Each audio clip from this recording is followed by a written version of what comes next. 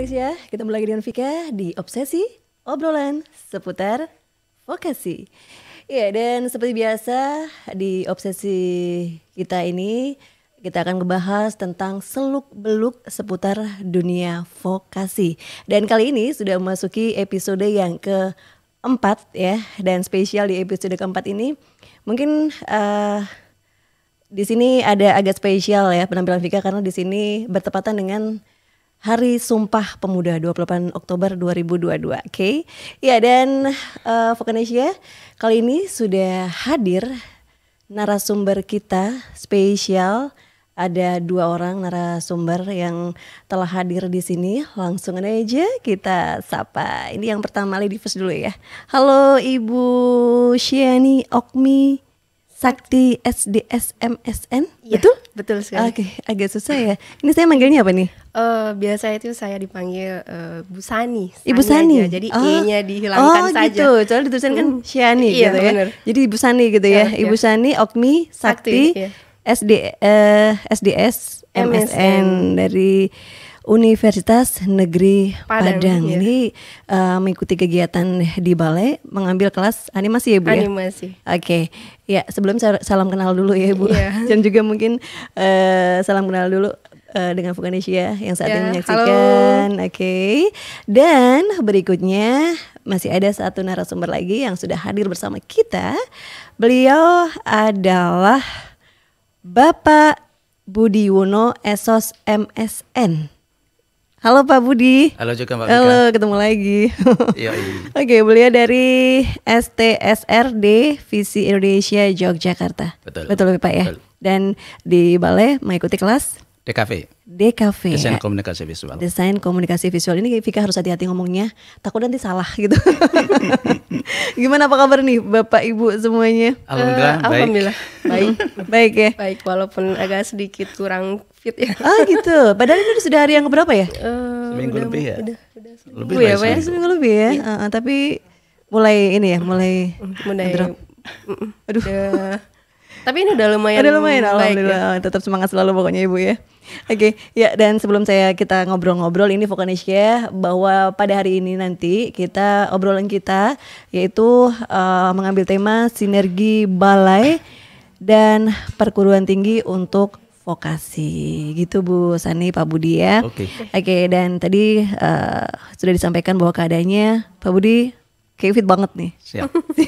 Bu Sani yang agak-agak ini ya. Iya. Agak bapil ya, batuk pilek. Iya. Dan gimana suasana hatinya gitu? Kan Oh, sudah lama nih ninggalin keluarga gitu kan. Masih baik sekali. Masih baik?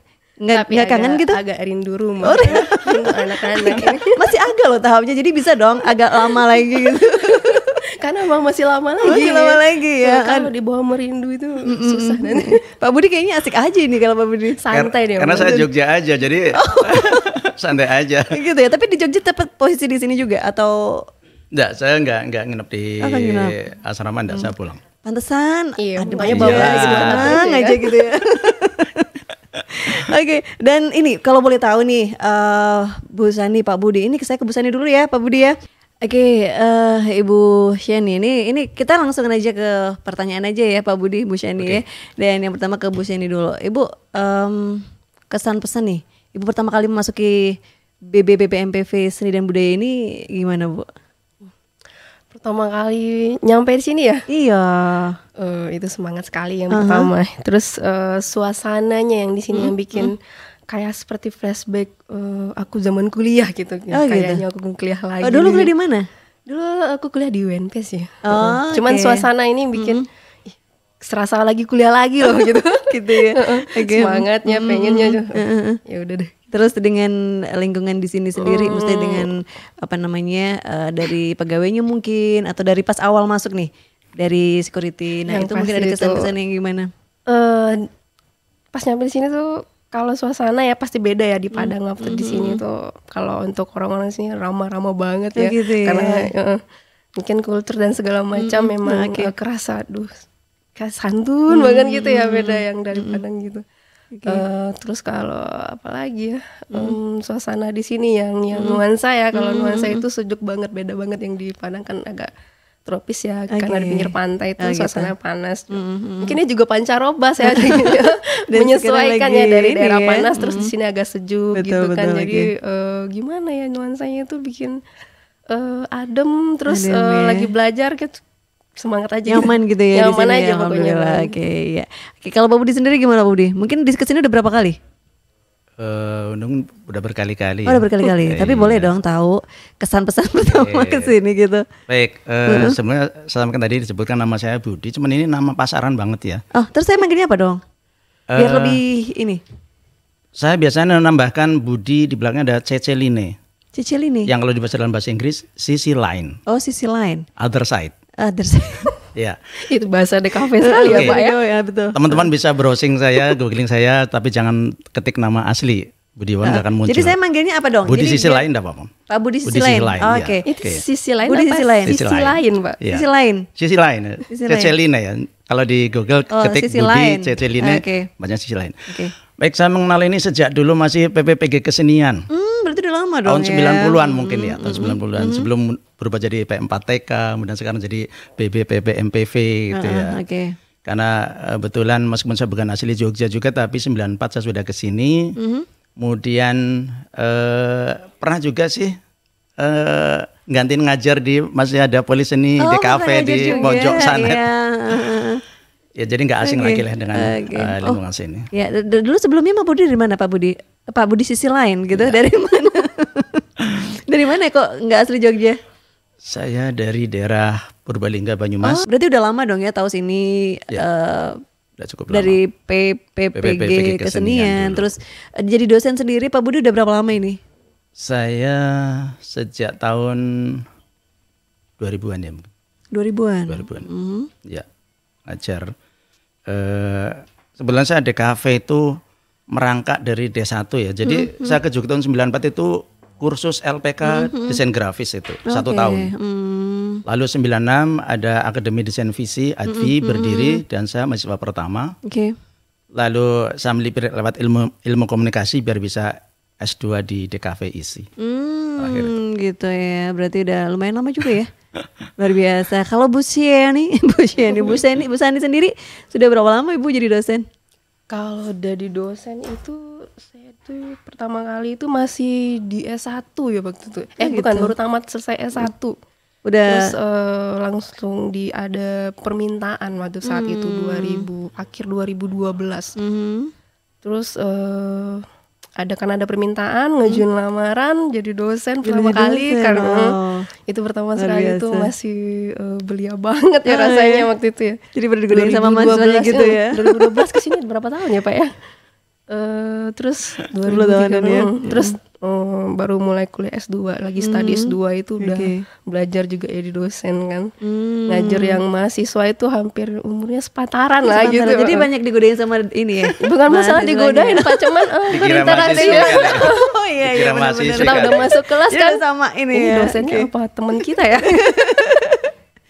Oke, seru ya pastinya ya di dengan seru banget seusia gitu ya. Suka dengan mahasiswanya gitu. Lebih enak komunikasinya karena kita hampir sudah kayak temen gitu ya. Komunikasinya cair jadi karena sepantaran. Jadi belajarnya tuh nggak kerasa, jadi malah tertekan gitu.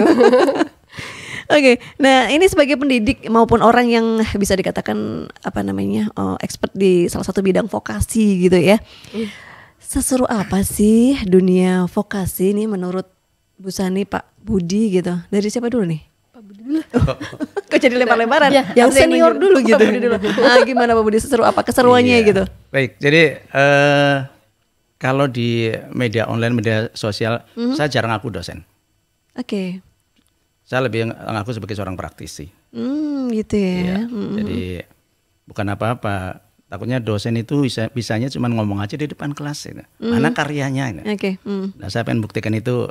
Saya juga punya berkarya, saya punya berkarya juga di dunia praktisi. Kalau pertanyaan Mbak Vika tadi seberapa seru dunia vokasi, seru banget jelas. Seru banget ya. Nah ini kan nanti kan tujuannya adalah nanti biar Vokanesia juga tahu gitu ya.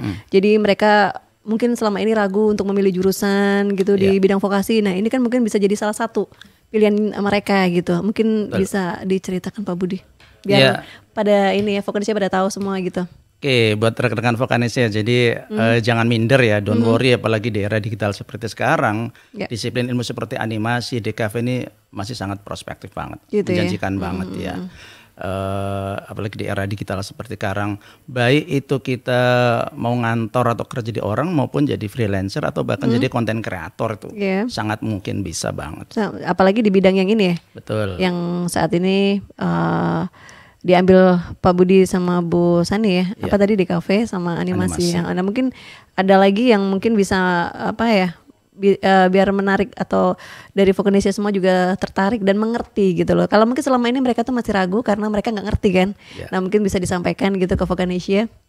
Oke, jadi kalau vokasi emang tujuannya enggak untuk studi lanjut atau alih jalur kuliah lagi sebenarnya sih. Jadi kurikulumnya tentu beda di format agar begitu lulus bisa langsung masuk dunia kerja. Cuman memang sekarang persaingan bukan hanya sesama teman sekelas ya, atau teman sekampus, bahkan mungkin kita akan bersaing dengan orang dari luar sana ketika kita masuk dunia kerja karena sudah zamannya dunia online seperti sekarang ini.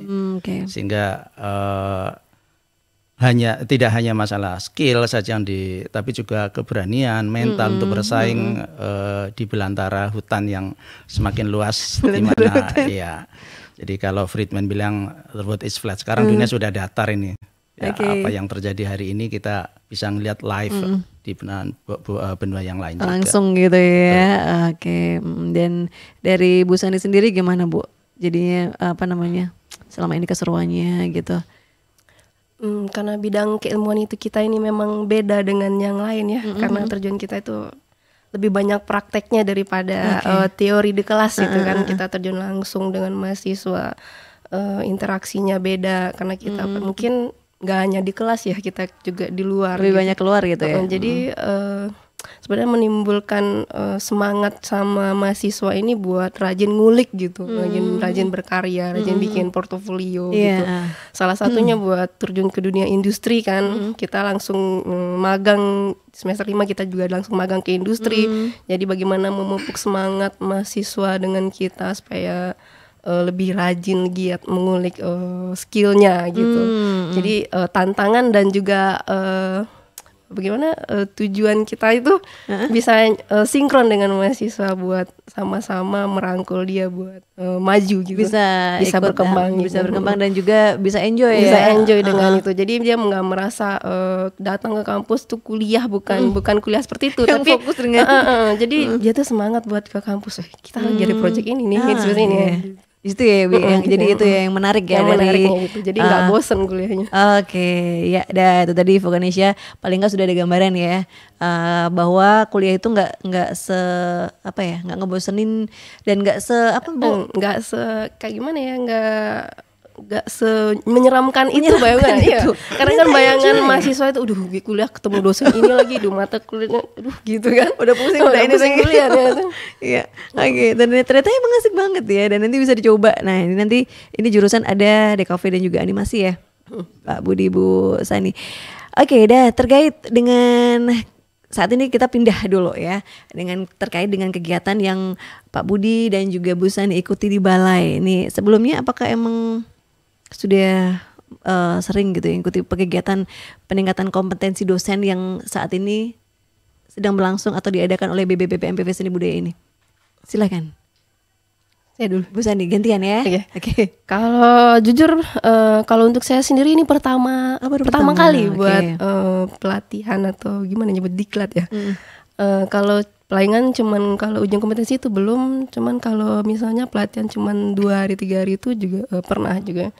Cuman kalau yang sekarang yang prosedur yang kayak gini ini baru pertama kali, jadi menyenangkan gitu. Menyenangkan. Kita dapat tutor yang langsung buat ngejelasin kita seperti ini. Jadi apa yang kita terapkan di kampus itu ketika di sini ternyata masih banyak lagi yang harus kita kembangkan lagi di diri sendiri kita itu. Seorang dosen kan gitu. Iya, jadi ada ilmu baru nanti yang kita bawa pulang gitu. Bisa dibawa pulang gitu ya, meskipun harus ya nggak apa-apa deh jauh dulu dari keluarga. Iya, tapi banyak sekali yang didapat untuk dibawa ke sana, untuk mengolah ke sana gitu kan ya. Oke, kalau Pak Budi sendiri gimana Pak Budi?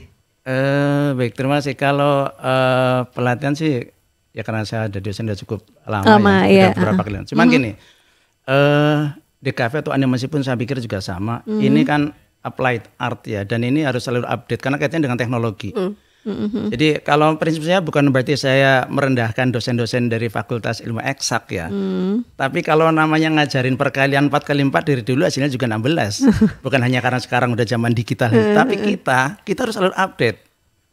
Makanya pelatihan seperti ini saya pikir penting banget ya, supaya kalau enggak kita kalah sama mahasiswa. Iya. Mahasiswa bisa update 24 jam. Oke. Makanya pelatihan seperti ini saya pikir bagus, seperti Bu Sani sampaikan tadi, dapat ilmu baru dan sebagainya. Ini juga merefresh kita. Karena tadi perkembangan digital cepat banget ya. Jadi dulu kita nggak mengenal TikTok, hari ini TikTok jadi sesuatu yang favorit. Bahkan kalau saya berprinsip follower saya harus lebih banyak dari mahasiswa saya. Iya betul. Gimana caranya pokoknya gitu ya. Iya. Sehingga sekali lagi pelatihan seperti ini saya pikir keren banget ya. Sangat membantu banget terutama untuk update tadi ya. Karena tadi ini bukan ilmu pasti, bukan ilmu eksak, ini akan terus berkembang. Jadi apa yang kita ajarkan hari ini dengan 5 tahun lalu, kalau materinya sama diketawain sama mahasiswa. Yang kedua 5 tahun Pak, hari Minggu ini mungkin bulan depan udah lain lagi. Beda ya. Betul. Termasuk ini ya penugasan ke mahasiswa, kalau kita nggak gaul, kita di-prank aja sama mahasiswa. Gitu ya. Begitu ngumpul tugas keren banget, ternyata pakai aplikasi ada kayak gitu, kita nggak tahu. Gitu ya. Iya, dikasih nilai A, ternyata mereka tinggal download atau pakai aplikasi. Nah, kita di-prank aja sama mahasiswa. Iya, berarti emang dosen harus bener-bener ini ya Pak ya.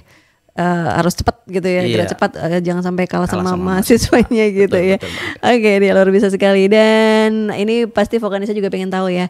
Ini kan Bu Sani, Pak Budi sudah berapa lama di sini ya? 11 hari, berapa? Hari Senin itu udah 8, 9, 10. Ya 10 hari. Sudah 11 hari ya? Sudah 11 hari ya Vokanisa. Pastinya sudah banyak dong ya yang didapat di sini selama kegiatan di sini gitu ya. Nah, apa saja sih sudah yang udah didapat? Mungkin Vokanisa juga pengen tahu kan yang udah didapat selama waktu 11 hari itu. Ya Pak Budi silakan. Oke, kalau dari saya gini ya. Memang jadwalnya padat dan sebagai dosen saya harus juga punya kewajiban tidak ninggalin kelas. Ya. Kebetulan semester ini dalam 1 minggu ini saya ngajar sekitar 10 kelas. Luar biasa. Mulai dari fotografi dasar, fotografi periklanan, komputer grafis sampai pemasaran ya. Nah, sehingga semua kuliah saya alihkan atas izin Kajur Kaprodi, saya alihkan malam hari pakai Zoom. Nah, ini menjadi menarik ketika kemudian oleh instruktur kita dikasih tugas. Jadi waktu itu hari Kamis sore lagi ngasih briefnya. Masing-masing peserta di DKV ditanya Anda dari daerah mana, terus diminta membuat desain t-shirt bercirikan daerah masing-masing. Kamis sore. Jumat harus presentasi, konsep dan sebagainya sampai visualnya seperti apa. Sabtu siang harus masuk produksi. Kejar. Ini saya bilang sama mahasiswa, ini saya kena karma ini. Biasa pressure mahasiswa ngumpul tugas hari ini, seperti Bu Sani bilang kita jadi mahasiswa lagi, di pressure dengan tugas seperti itu ya. Tapi ya alhamdulillah bisa selesai. Jadi mungkin ini sedikit saya tunjukkan, ini kemarin tugas karena saya ngangkat ada tema, bawa hasil dari ini Pak Jadi Budi, kita diminta membuat desain kaos, kemudian packaging, kemudian poster. Nah, karena saya dari Jogja. Boleh dikasih lihat sini Pak, biar biar Vokanisa juga tahu, biar tugas karena ya, Pak. Saya dari Jogja, maka saya coba mengangkat tema tentang Jogja. Jogja yang kota pelesetan, kota pendidikan. Jadi saya juga sering sampaikan mahasiswa, kalau Anda desain tema Jogja jangan tunggu langsung saya kasih D. Oh gitu. Itu orang awam bukan orang kreatif. Ikon ya, iya. Mereka terfokus ikon. Jogja nggak cuma Tugu, Jogja nggak cuma Malioboro ya. Jogja itu kota pendidikan, kota pelajar. Sehingga ketika lakukan brainstorming, akhirnya ketemu Jogja itu tempat anak kuliah, kuliah itu biar pinter itu rumus itu adalah angka. Maka muncullah desain ini. Ini bukan angka keramat 7067 Jogja, ini bacanya Jogja. Oh Jogja, Ya. Dan ini adalah dodol-dodol ikon pendidikan, ada laptop, kacamata dan sebagainya. Oh iya ya. Jadi kalau misalnya orang nggak merhatiin ini ya nggak ngerti gitu. Nggak ngerti. Dan ini harus orang yang benar-benar pinter gitu ya. Bisa makanya kenapa sih nggak tulis Jogja aja? Nanti nggak pinter gitu. Maka biar orang mikir. Harus kreatif ya. Kreatif. Dan ini City of Smart People. Jadi kenapa sih nggak ditulis Jogja Creative City? Kita bukan branding Jogja. Kita coba libatkan audien ini biar merasa dia, oh aku pintar nih kalau pakai kaos ini. Iya. Jadi jangan ngaku pintar kalau belum pernah pakai kaos 7074. Saya sudah masuk ya lo ya. Nanti tunggu fotonya.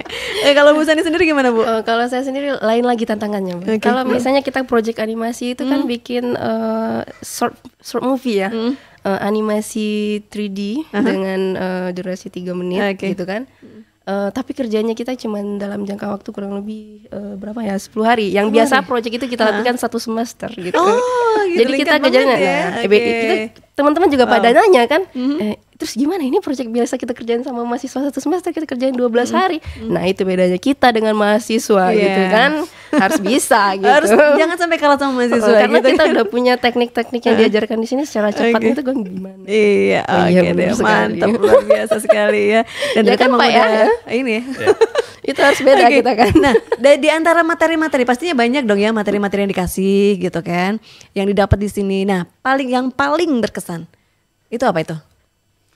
Kalau dari saya ya materi yang futuristik lah, artinya sesuatu digital kan gitu. Yang hari ini mungkin masih asing bagi kita, mungkin 1-2 tahun atau bulan ke depan ini jadi sesuatu yang biasa gitu. Dan ini kita jadi seperti dibawa ke masa depan ya, bahwa prospek digital ke depan, bagaimana kita bisa melihat retail berguguran, sementara seperti mall kalah dengan mak-mak yang jualan di pasaran online gitu, di Shopee, kalah nih mak-mak nih ya.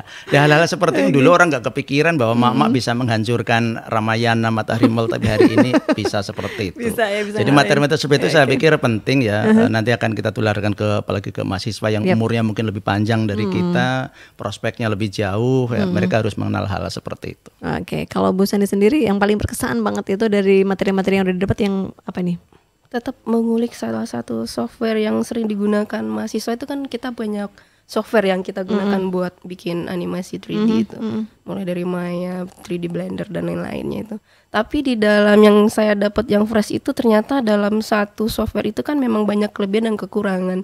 Cuman di sini kita lebih tahu ternyata banyak lagi yang harus saya ulik di dalam ini buat ini gitu. Tidak hanya sebenarnya tutorial itu banyak di YouTube kan. Cuman di sini beda lagi karena memang kita langsung dengan people yang ngitutorin kita ya Pak ya. Jadi ilmunya itu wah gini ya gitu. Banyak lah gitu. Banyak banget ya, tapi alhamdulillah maksudnya udah banyak yang didapat dan juga banyak kesannya juga ya, yang berkesan juga ya. Nah dalam rangkaian kegiatan pelatihan yang sudah diikuti ini yakin nih, ini jujur loh ya. Karena lumayan lama waktunya. Jujur loh ya, ini sampai penutupannya tanggal 24 November bener ya. Kita harus magang lagi 2 minggu itu nanti. Tapi ini jawab jujur, beneran semangat gak sih? Yakin semangat gak sih gitu? Semangatnya itu ketika kita mau terjun ke dunia industri. Biasanya kita mahasiswa yang kita terjunkan. Ini kita sendiri yang akan terjun langsung melihat dunia industri itu lagi seperti apa. Ini kan flashback lagi waktu kuliah zaman S1 ya Pak, kita magang. Tapi karena memang di era ini beda jauh sekali pada saat kuliah S1 itu atau S2 enggak ya, S1 ya. Kayaknya semangat lagi tantangan apa lagi nih nanti di dunia industri. Jadi udah tetap semangat dong ya. Pak Budi juga pasti ya. Apalagi di tempat sendiri ya kan. Jadi berapapun lamanya tetap. Nah ini selanjutnya setelah on campus yang pertama di BBP PMPV Seni Budaya ya. Ini kan mulai tanggal 30 Oktober ya sampai dengan tanggal 8 November nanti ya. Nah ini masing-masing peserta kan bakal kembali ke tempat masing-masing ya. Ini udah ditunggu banget ini sama mahasiswa untuk tahap soalnya pembelajaran mandiri karena gitu kan. Siang saya dapat materi, malam saya ngajar langsung di-share. Langsung sharing kan. Terus berarti, mereka tuh penasaran berarti gitu. Sudah ada ya rencana-rencana yang dilakukan gitu. Nah itu apa aja tuh? Mungkin bisa disampaikan ke Vokanisya. Nanti di kampus ini kan udah ditungguin ini sama mahasiswa-mahasiswa juga. Gitu. Terus itu bukan masalah materi kuliah hari ini kan, cuman bagaimana Bu perkembangan yang teman-teman di situ udah animasinya seperti apa kampus-kampus yang lain itu gitu. Bedanya dengan kita, terus kita harus gimana gitu kayak gitu. Jadi terus kalau Pak Budi sendiri gimana? Ya, hampir sama dengan Bu Sani ya. Ketika siang kita dapat materi, kemudian sampaikan tadi saya kuliah switch ke malam hari. Beberapa sudah saya sampaikan singgung-singgungan ke mereka bahwa materi tadi siang seperti itu, dan mereka cukup antusias ya. Masih antusias dengan materi yang diberikan oleh tentor yang ada di sini. Oke, jadi udah banyak rencana-rencana juga yang akan dilakukan nanti ke depannya gitu ya. Baik, dan ini menurut Pak Budi dan Bu Sani, seberapa penting sih kegiatan seperti ini gitu ya, yang dilaksanakan dalam rangka peningkatan mutu dan juga profesionalisme pendidik gitu. Itu menurut Pak Budi gimana? Ya, mungkin seperti yang saya sampaikan di depan tadi, ini penting banget ya. Apalagi untuk sekolah vokasi-vokasi seperti ini yang sangat bersentuhan banget dengan dunia industri yang perkembangannya mungkin bisa dibilang per detik lah. Ya. Jadi kalau dosen nggak ada pengembangan seperti ini, dikhawatirkan lebih maju mahasiswa daripada dosennya. Iya, betul. Itu yang dikhawatirkan ya. Sehingga sekali lagi saya tegaskan bahwa program-program seperti peningkatan mutu untuk dosen-dosen vokasi ini sangat penting. Sangat penting ya. Ibu Sani sendiri gimana Ibu? Saya itu jujur ini sangat membantu sekali. Yang pertama, yang kedua itu harus diadakan lagi. Dengan mungkin teman-teman yang saya di kampus juga pengen ikut juga jadi rasanya gitu. Ini selain Vokanisya ini BBBPM Budaya harus mengadakan lagi, mungkin gitu tahun depan atau gimana nanti pokoknya masih ditunggu ini. Kalau bisa nih materi berkelanjutan gitu. Materi berkelanjutan ya. Oke, jadi ini emang banyak sangat bermanfaat sekali gitu ya untuk baik. Ya, dan sudah lumayan ini ya. Obrolan kita lumayan ramai, semakin ramai semakin seru, tapi sebelumnya boleh deh tehnya dinikmati dulu. Kita udah dari tadi. Sebentar ya. Silakan Pak Budi, Bu Sani.